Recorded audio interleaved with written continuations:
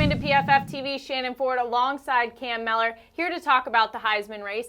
Number one, once again this week, is Joe Burrow. After 4 weeks, he has been leading our chart 3 weeks in a row. And a lot of that is because he has 17 touchdown passes this season, 11 big-time throws, and most of those numbers were actually put up in Week 4 versus Vanderbilt, 6 touchdowns.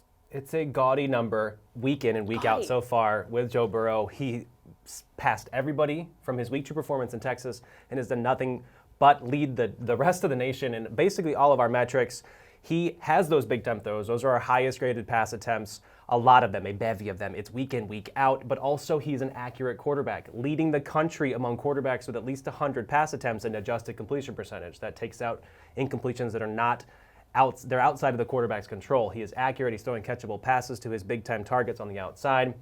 Everything he does has been graded positively basically at this point, and Joe Burrow right now is looking down the barrel of a Heisman Trophy. Yeah, not to mention when he's targeting guys for 10-plus yards down the field, he's completed 12 of 17 passes for 275 yards. Not too shabby. Not too shabby at all. Another guy who's really solid when he's playing the deep game, Jamie Newman, quarterback out of Wake Forest. When he is targeting guys 10-plus yards down the field, he has the highest graded passer rating. Jamie Newman, Wake Forest, hello. This is one of the fastest offenses, if not the fastest offense, in all of college football. I think they actually take longer to line up and the refs to spot the ball than they do to snap it. But then Jamie Newman dissects defenses from a clean pocket. He does it on these passes downfield. The highest graded quarterback on throws targeted 10 or more yards downfield, finding his receivers in open lanes, open spaces, in stride. Jamie Newman is great. And to be honest, right now, he is the dark horse for the Heisman because at this point, there is not anybody on the schedule outside of a Clemson matchup in mid-November that looks like Wake Forest cannot be at least the favorite or pull out a victory. So there it is. If the Wake Forest Demon Deacons do go undefeated this year, Jamie Newman may have earned not only a shot to New York, but a shot at the Heisman Trophy. Right. I think it's all going to come down to that game against Clemson. If Wake Forest goes into that game undefeated, the real question here is those numbers are great. You're the champion of numbers.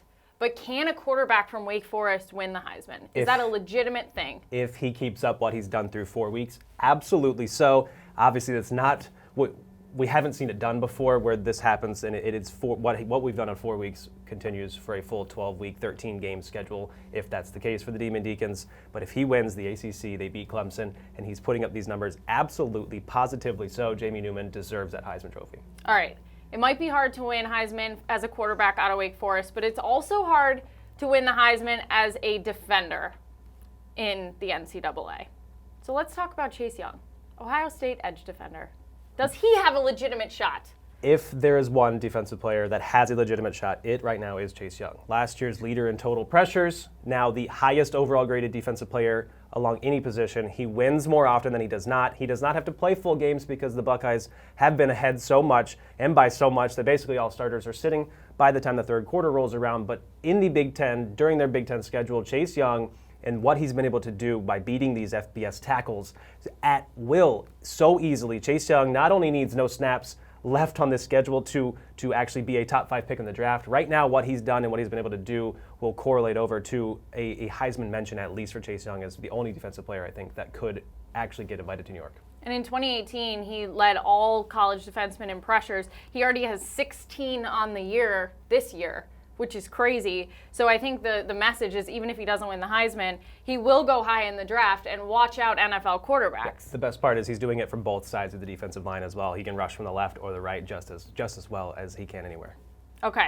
Last guy we're going to talk about today, a newcomer to the list, Jake Fromm, Georgia quarterback. He put up big numbers versus Notre Dame, and he did it when it mattered. Yep.